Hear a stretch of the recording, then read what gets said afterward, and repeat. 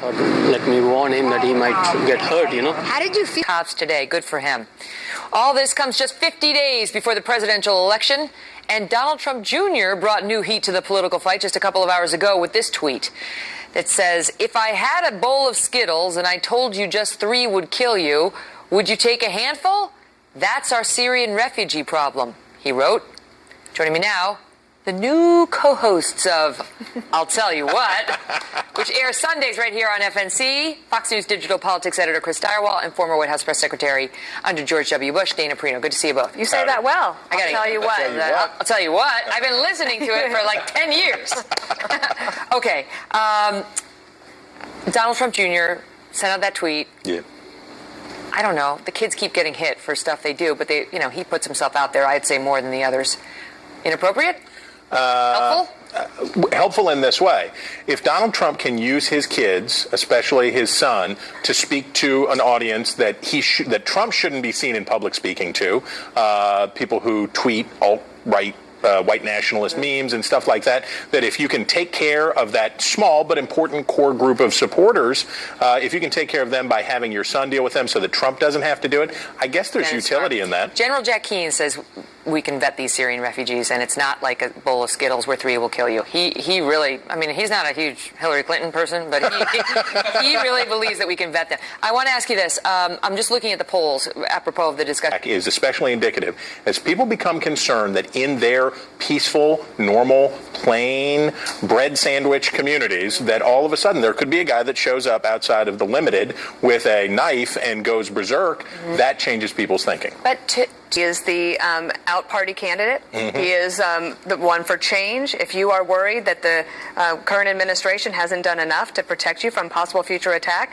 you could look to a Donald Trump and say, at least he would try something different. At least he's saying he's willing to do something different, and he can actually muster up some emotion about it. President, which comes as critics are tonight questioning how Mr. Obama handled the weekend events, staying mostly silent until today, when he praised the first responders and asked reporters to, quote, show restraint.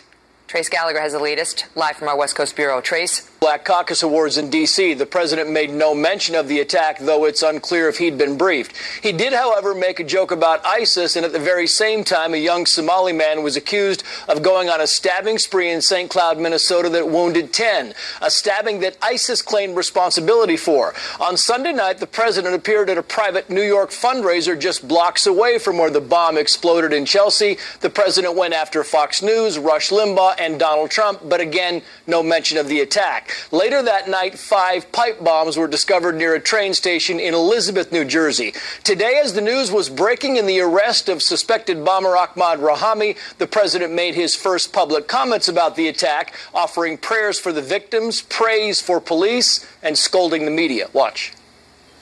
It does not help if false reports or incomplete information is out there. So try to, as much as possible, stick to what our investigators say, because they actually know what they're talking about. And although New York Governor Andrew Cuomo had already called the attacks terror and the president had spoken with Cuomo, Mr. Obama did not use the same description. Instead, he referred to, quote, explosions. Megan. Well, if we stuck with just what the officials said, we'd be repeating Mayor de Blasio, who said it wasn't terror, which, of course, now we know it was. Trace, thank you. We'll be right back. The United States this weekend, and welcome to Hannity. 28-year-old Ahmad Khan Rahami, a naturalized U.S. citizen born in Afghanistan, captured by police earlier today. Now, he's suspected of setting off bombs this weekend in New York and New Jersey. Now, for the very latest, we go to Fox News' Rick Leventhal. He's got standing by with what's happening. Rick, what's going on?